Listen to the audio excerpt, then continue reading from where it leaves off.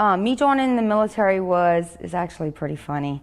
My brother was already in, and I had graduated high school in '91, and in '92, 1992, my dad was like, "Look, you need to figure out what you're going to do. You're not going to run the streets and go out all night, sleep all day. So you have a couple choices. You need to go to school and get an education, a degree.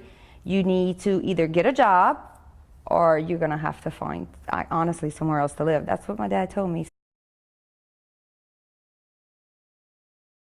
So I went undesignated, which is I didn't have a certain job in the Navy, you know, like a hospital corpsman or a yeoman or electronic person, because I wanted to ship so fast. So undesignated training for me is you go work on a ship, you're in the deck department, which is you're hanging off side of the ship, you're chipping paint, you're stripping floors, you know, this and that, and you get to see what is done in the Navy, and you can make a decision of what job you want to try and do in the Navy. So it gives you that little bit of time to where I'm not stuck in a job that I picked and I really didn't know anything about it. You can go to the different departments and learn about the different rates in the Navy, and you can strike for that. So that's what I did.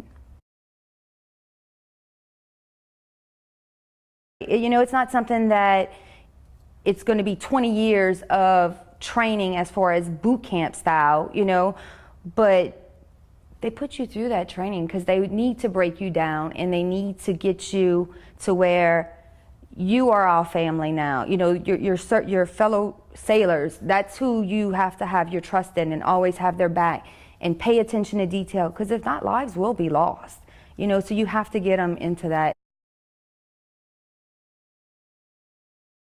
I did not go to war. I was tagged to go to Afghanistan. They had a primary and a secondary, and I was the secondary.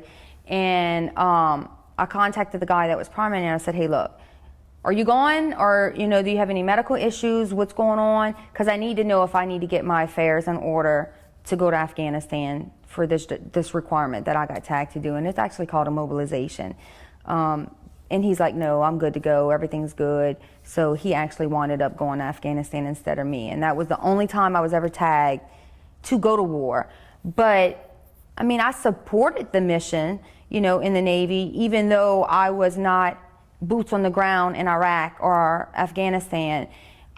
Everybody contributes to it. You know, you have to have people that have to be back on U.S. soil, that has to keep everything in order so those guys can be over there doing what they need to do. When I was in Italy, we put out, we requested active duty for special work, and what it is the reservists that do the 1 week in a month, 2 weeks a year. We put out for certain people to want to come on orders for 6 months to help support that on the ships that needed, you know, linguists or different types of rates that the ship only needed temporary. So they didn't want to make billets for more people on the ship because they only needed it for a certain period of time. And I mean, I aided in that and helped getting reservists to come on active duty when I was stationed in Italy for that.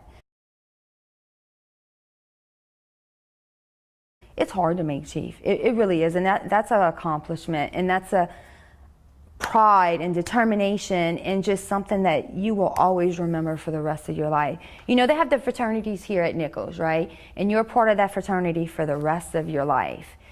And whether you want to be active or not in it, you know, that's your choice.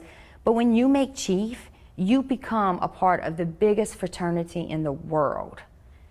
And I stress that.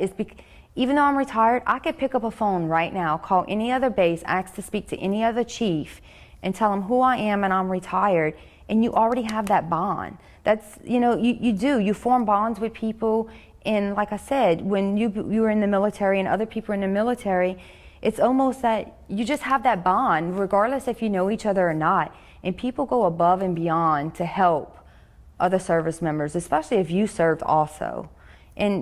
But making chief was one of my greatest accomplishments. I never thought I would make it, and I couldn't believe I did. I was so excited.